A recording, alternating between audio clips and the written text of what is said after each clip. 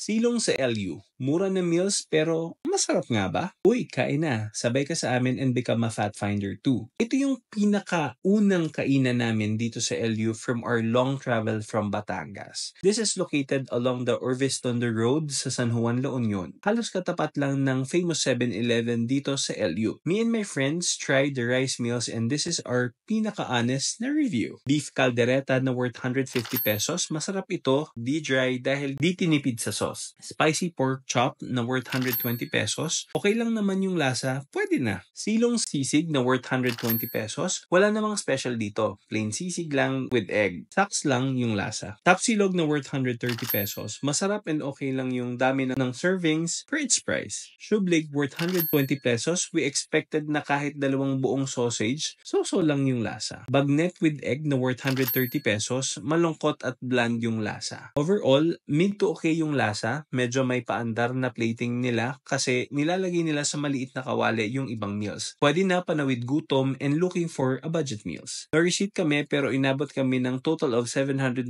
pesos for 5 packs. Note na medyo maraming tao kapag tanghalian, open space and medyo mabaho dun sa malapit sa halaman. So, lipat kayo if dun kayo matapat. And that's it, finders. Bye-bye!